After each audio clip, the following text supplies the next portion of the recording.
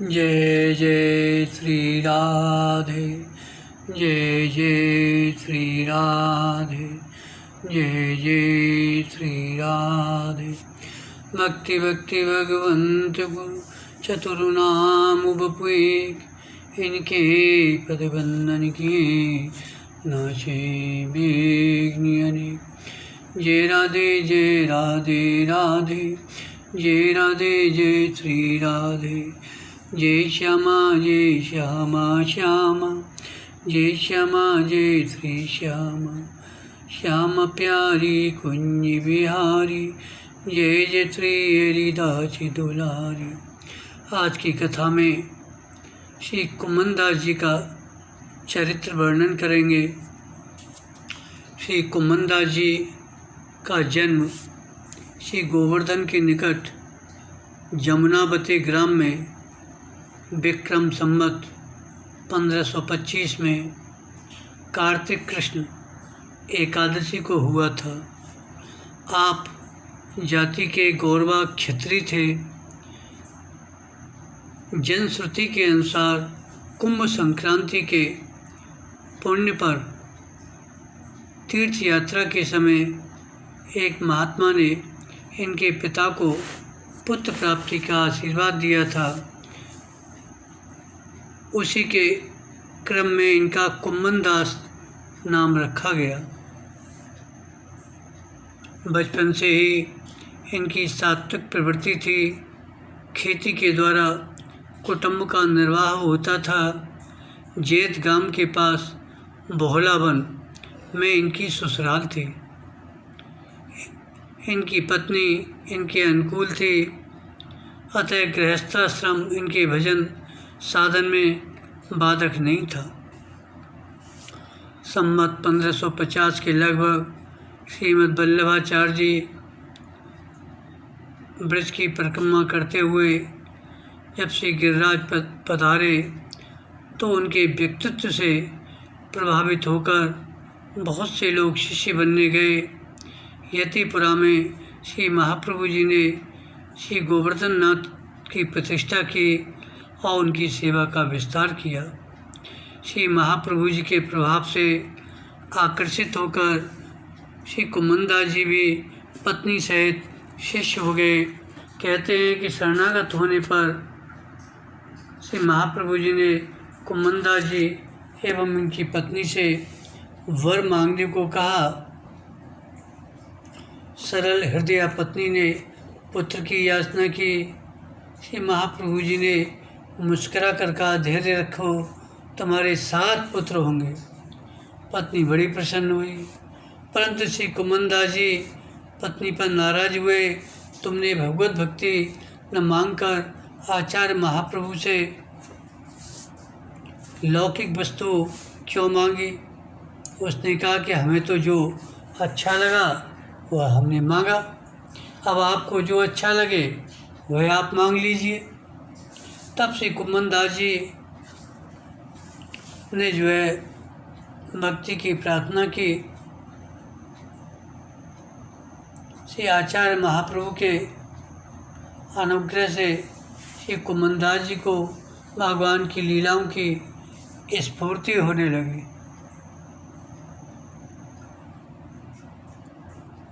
कवि हृदय श्री कुम्मनदास जी संगीत विद्या में बड़े प्रवीण थे और कंठ भी बड़ा मधुर था।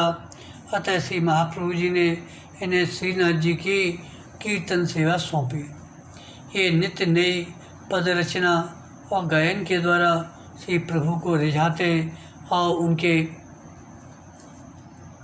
सुमधुर मुखारबिंद का दर्शन कर अपने को परम कृतार्थ मानते। आगे कहते हैं, एक बार क्या हुआ, एक दुष्ट यवन ने पश्चिम दिशा से आकर ब्रज क्षेत्र में बहुत उपद्रव मचाया। वह खासकर मंदिरों को लूटता और मूर्तियों को तोड़ता फोड़ता। इस प्रकार लूटपाट करता हुआ वह यवन बढ़ते बढ़ते श्री गिरिराज जी के समीप तक आ गया। 5 कोस दूर उसका पड़ा हुआ था। उस समय श्रीनाथ जी की सेवा में श्री सद्दू पांडे, मानिक चंद, श्री रामदास जी भितरिया और कुम्मन दास जी रहते थे। ये लोग आपस में विचार कर रहे थे क्या किया जाए। इतने में श्रीनाथ जी स्वयं ही बोल पड़े कि टोंट को घनो, ये बहुत अच्छा एकांत स्थल है, अब तो उस पर हम सद्दू पांडे के भैंसे पर चढ़कर वहाँ चलेंगे। इस तरह से श्रीनाथ जी ने बताया। वहाँ कोई पहुँच नहीं पाएगा, अब तो बात तय हो गई। ठाकुर जी भैंसे पर चढ़कर चले, चारों सेवक संभालते हुए ले चल रहे थे। मार्ग में जाते समय सबको श्रीनाथ जी का दर्शन नहीं होता था, केवल भक्तों को ही दिखाई देते थे। भैंसे पर सवार होने से श्रीनाथ जी को तो मार्ग की कोई कठिनाई नहीं पड़ी, परंतु जो सेवक थे उनको बड़े कांटे लगे। झाड़ियों में उलझ कर वस्त्र फट गए, शरीर छिल गया। अब वहाँ जो है टोंट के घने में पहुँचे। वहाँ पहुँचने पर एक चबूतरे पर श्रीनाथ जी को विराजमान कराया गया। थोड़ा सा भोग रखा तो ठाकुर जी ने आज्ञा दी, संपूर्ण सामग्री भोग में धर दो। सेवकों ने संकेत किया, जय जय, सामग्री तो बाल भोग, राजभोग, ब्यारो तीनों समय के लिए है। यदि एक ही बार में सब भोग लग जाएगा फिर क्या भोग लगेगा। ठाकुर जी बोले, अभी तो सब लगा दो, फिर बाद में देखा जाएगा। अब तो ऐसा ही किया गया।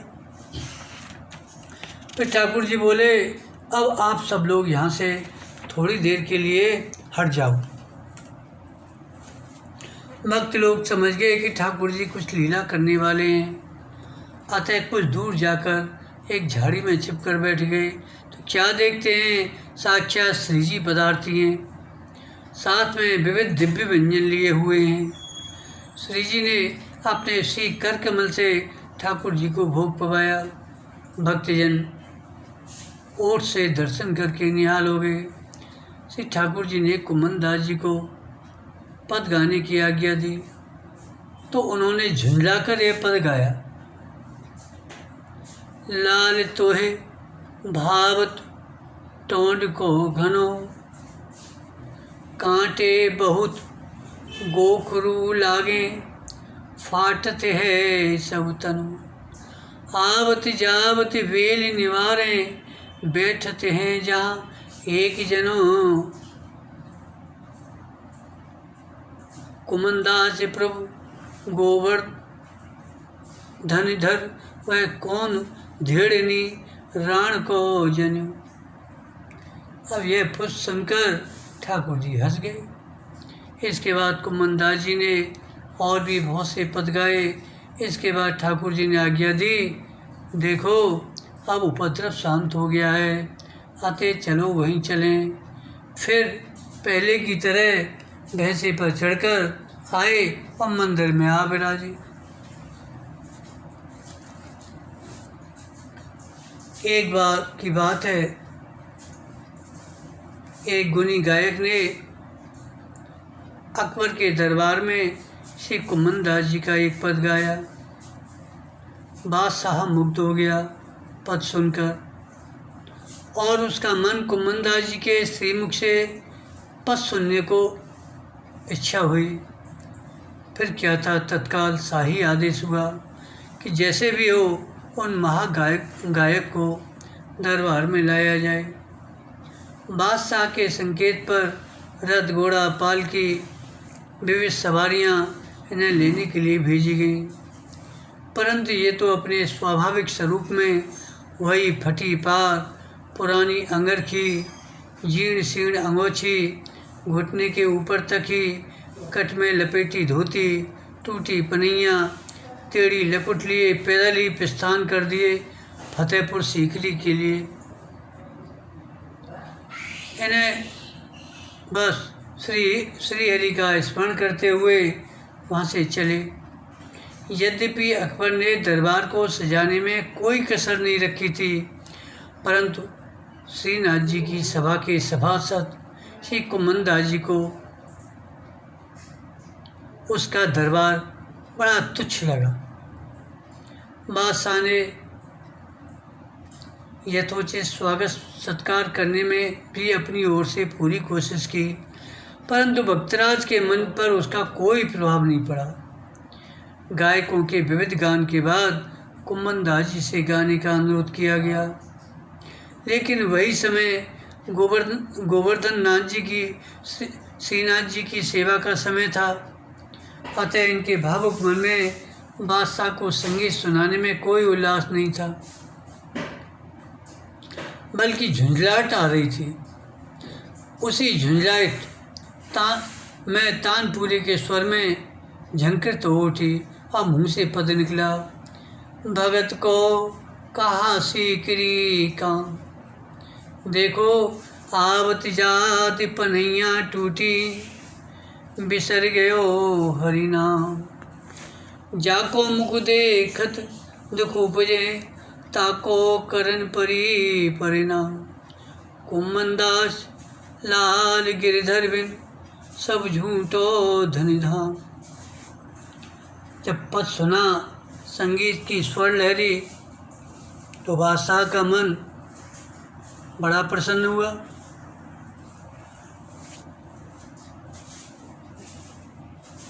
जब उसने पद के तात्पर्य की ओर ध्यान दिया कि कुमनदास जी कह क्या रहे हैं, अब तो उसे लगा कि तो, लेकिन बादशाह होकर व्यवस्था, ये कुमनदास जी परम अकिंचन, इनके आगे क्या कहें,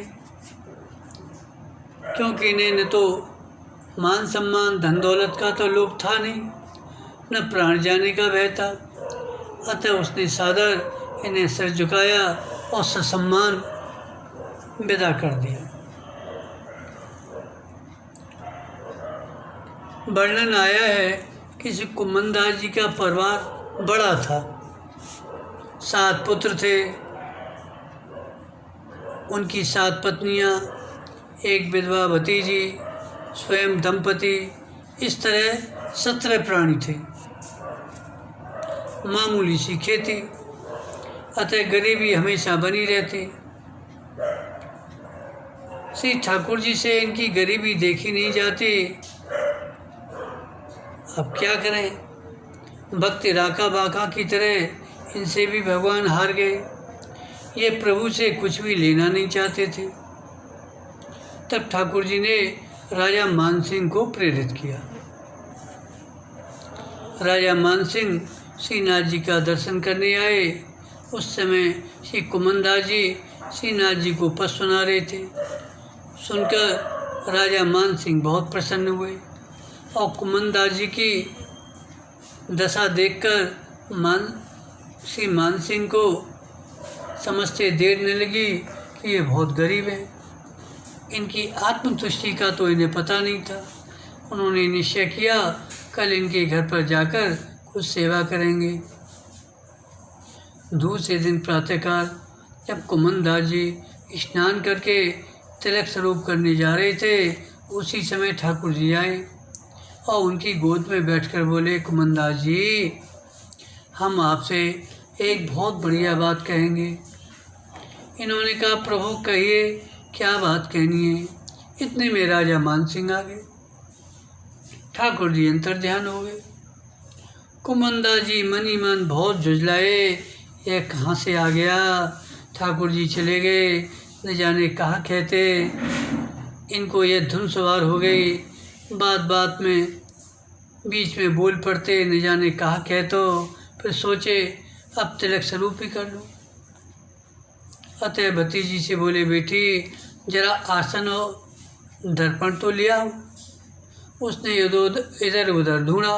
पिताजी आसन तो पड़िया खा गई और दर्पण पी गई। बड़े आश्चर्य की बात। आपने रुकें तो मैं अभी हाल में नए आसन दूसरे दर्पण की व्यवस्था किए देती हूँ। राजा मानसिंह ने चाचा भतीजी का संवाद सुना तो अवश्य, पर अर्थ समझ में नहीं आया। थोड़ी देर बाद भतीजी तिनके का आसन और मिट्टी की एक कुंडी में जल भर कर ले आई। कुम्मंदाजी ने उस तृण के आसन पर बैठकर जल में ही मुंह देखकर तिलक लगाया। बस यही उनका दर्पण था। मान सिंह ने अब कुछ कुछ आसन खाने और दर्पण पीने का अर्थ समझा। फिर कुम्मंदास जी से पूछा। इन्होंने बताया ऐसा ही तृण का आसन था, उसे पड़िया खा गई। इसी प्रकार कुंडी में भरा हुआ जल था जिसमें मुंह देखकर तिलक करता था, उसे पी गई। अब राजा मान सिंह को इनकी गरीबी का पता चला। राजा ने तुरंत मणि जटित दर्पण भेंट किया, परंतु कुम्मंदास जी ने यह कहते हुए उसे स्वीकार नहीं किया। मैं इसे रखूँगा कहाँ? फूस की झोंपड़ी में मणि से जटित दर्पण शोभा नहीं देता, यह तो महलों में शोभा देता है। दूसरी बात यह है, हमें दर्पण की रखवाली की चिंता लग जाएगी तो भगवान का भजन छूट जाएगा। राजा मानसिंह 1000 मोहरें देने लगे, उन्हें भी नहीं लिए। बोले खेती से गुजारा हो जाता है। फिर राजा बोले अच्छा तो इस गांव का पट्टा दे देते हैं। पट्टा लिखने लगे, वह भी अस्वीकार कर दिया। बोले किसी ब्राह्मण को दे दो, मैं दान लेने का अधिकारी नहीं हूँ। राजा ने कहा तो ऐसा करो, आप जहाँ से सौदा सामग्री लेते हैं परचून की दुकान से, वह दुकान बता दो तो मैं उसे लिखित आदेश दे दूँगा। वह आपको सब सामान बिना मूल्य दे दिया करेगा। दाम सरकारी कोष से चुका दिया जाएगा। अब तो कुम्मंदास जी बोले जैसा मैं हूँ वैसे ही मेरे दुकानदार हैं। राजा ने बहुत आग्रह किया तो बताए ये करील और बेर ही हमारे मोदी हैं। गर्मी के दिनों में पर्याप्त टेंटी करील का फल होता है और ठंड के दिनों में बेर अपने फलों से हमें समृद्ध बना देते हैं। राजा मान सिंह इनकी इस अकिंचनता से दंग रह गए। बोले आखिर कुछ तो सेवा बताओ। प्रार्थना करने लगे। इन्होंने कहा ऐसा करना, अब फिर कभी मेरे यहाँ मत आना।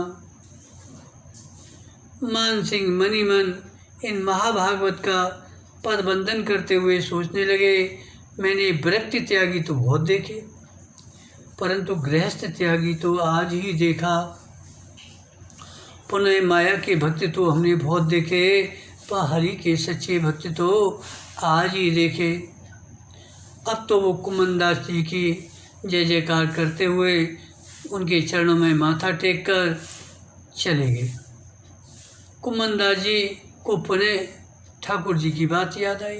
न जाने कहा कह तो इतने में ठाकुर जी भी आ गए। इन्होंने आते ही पूछा जय जय, ये बताओ आप कौन सी बढ़िया बात कह रहे थे? ठाकुर जी ने झुंझला कर कहा, कहना क्या था? यही कहता कि राजा मान सिंह जो कुछ भेंट दे उसे स्वीकार कर लेना। सो तो आपने कुछ लिया ही नहीं। कुम्मंदास जी बोले जय जय, आपको पा लेने के बाद भी फिर क्या कुछ लेना देना शेष रह जाता है। ठाकुर जी प्रेम में भरकर कुम्मंदास जी की गोद में विराजमान हो गए। एक बार श्री कुम्मंदास जी की आर्थिक स्थिति सुधारने के लिए गोसाई विट्ठल नाथ जी ने निश्चय किया कि जब ये भगवान से कुछ नहीं लेते तो भला गुरु का द्रव्य कब स्वीकार करने लगे। अतः तीर्थ यात्रा के बहाने से धनी मानी वैष्णवों के द्वारा इनकी सहायता करानी चाहिए। तो इनको द्वारका यात्रा में साथ चलने को कहा।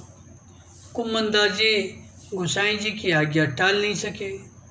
राजभोग करके प्रस्थान हुआ। गिरिराज जी के समीप ही अप्सरा कुंड पर सायंकाल विश्राम हुआ। अभी श्रीनाथ जी के यहाँ से चले एक पहर भी नहीं हुआ, इतने में कुम्मन दास जी को वियोग व्याप गया। हृदय व्याकुल हो गया, आंखों से झरझर अश्रुपात होने लगे। इनकी इस विरह व्यथा से द्रवित होकर श्री गोसाई जी विट्ठलनाथ जी ने यह सोचकर कि प्रभु विरह में जैसी इनकी दशा हो रही है, वैसी ही दशा इनके विरह में प्रभु की होगी। पुनः श्रीनाथ जी की सेवा में लौट जाने की आज्ञा की। कुम्मन दास जी अत्यंत आनंद में भरे हुए श्री प्रभु के चरणों में प्रणाम किए। एक वर्णन आता है कि एक बार श्री वृंदावन के रसिक महान भाव यह सुने कि श्री कुम्मन दास जी से श्री ठाकुर जी नित्य अपरोक्ष वार्ता होती है, वार्ता करते हैं, तो वे लोग इनसे मिलने के लिए इनके गांव जमुनावती गए।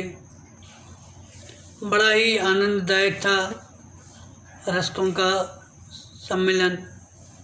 श्री वृंदावन के रसिक समाज ने इनसे स्वामी राधा का श्रेष्ठ गान करने को कहा, तो उन्होंने पद गाया।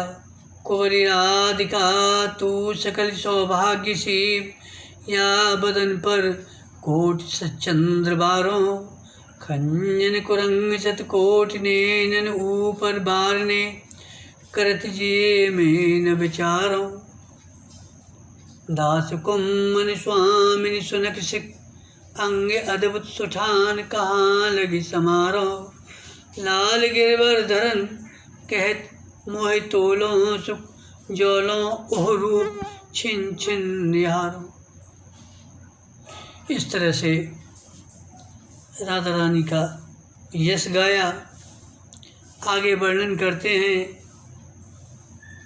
कि कुम्मन दास जी के 7 पुत्रों में छठे पुत्र कृष्णदास जी थे। वे ठाकुर जी की गायों की सेवा करते, गायों की रक्षा करते। एक दिन गायों की रक्षा करते हुए सिंह के द्वारा आहत होकर भगवान की नित्य लीला में सम्मिलित हो गए। जब यह समाचार कुम्मन दास जी को मिला तो ये मूर्छित हो गए। काफ़ी उपचार किया गया, विविध उपचार किए गए, पर होश में नहीं आए। तब लोग आपस में चर्चा करने लगे, ये तो बहुत बड़े भक्त हैं। फिर भी कहने लगे ये तो बहुत बड़े भक्त हैं, फिर भी इनको इतना पुत्र शोक व्याप गया जिसका कोई ठिकाना नहीं। सब ने समाचार गोसाई श्री विट्ठलनाथ जी से कहा। यह बात सुनकर गोसाई जी ने कहा ये बात नहीं है, इन्हें और ही शोक है, देखो अभी समाधान होता है। यह कहकर गोसाई जी ने कुम्मन दास जी के समीप जाकर कान में कहे, कुम्मन दास जी कल सवेरे श्रीनाथ जी का दर्शन करने आना, हम आपको दर्शन करा देंगे। बस इतना सुनते ही ये उठ बैठे, गोसाई जी को साष्टांग दंडवत प्रणाम किया। बोले महाराज आपके बिना मेरे अंतःकरण को कौन जान सकता है। मूर्छा का कारण पूछे, मूर्छा का कारण पूछने पर बताया कि हमारे घर मरण सोच हो गया था, अब हम मंदिर में कैसे जाएंगे, ठाकुर जी का दर्शन कैसे करेंगे। इस बात का मुझे बहुत दुख था। गोसाई जी ने कहा आपका दर्शन करके तो औरों का सूतक छूट जाता है, शोक मोह दूर हो जाते हैं, वे भगवदीय हो जाते हैं, फिर भला आपको क्या सूतक लग सकता है, क्या पुत्र मोह हो सकता है। तब सबकी आंखें खुली। एक बार गोसाई श्री विट्ठलनाथ जी के पुत्र गोकुलनाथ जी और बालकृष्ण जी ने इनसे ठाकुर नवनीत प्रिया का दर्शन करने के लिए गोकुल चलने का अनुरोध किया। ये संकोचवश उनका अनुरोध टाल तो नहीं सके, परंतु प्रातःकाल से लेकर शयन पर्यंत की श्रीनाथ जी की सेवा के उपरांत रात्रि को चलने को तैयार हुए। रात्रि के समय ही भगवत चर्चा करते हुए चले। यमुना जी के किनारे पहुँचते पहुँचते सवेरा हो गया। संयोग की बात उस दिन श्री विट्ठलनाथ जी सवेरे ही नाव से गोकुल से श्री यमुना के इस पार आए थे। प्रातःकाल गोसाई जी का दर्शन पाकर ये बड़े आनंदित हुए। फिर अचानक इनको याद आई, इस समय तो मैं ठाकुर जी के जागरण के पद गाता हूँ। तब वे जगते हैं। बस क्या हुआ, तुरंत वहाँ से गोवर्धन के लिए भाग खड़े हुए। संघ के लोगों ने कुछ दूर तक पीछा किया, कोई भी इन्हें पकड़ने में समर्थ नहीं हो सका। ये भागे भागे गोवर्धन आए, आकर देखे कि ठाकुर जी अभी शयन कर रहे हैं, जबकि रोज़ की अपेक्षा आज बहुत देर हो गई। इन्होंने जागरण के पद गाए, तब ठाकुर जी जागे। इतने में श्री गोसाई जी भी घोड़े पर चढ़कर श्री गोकुल से गोवर्धन आ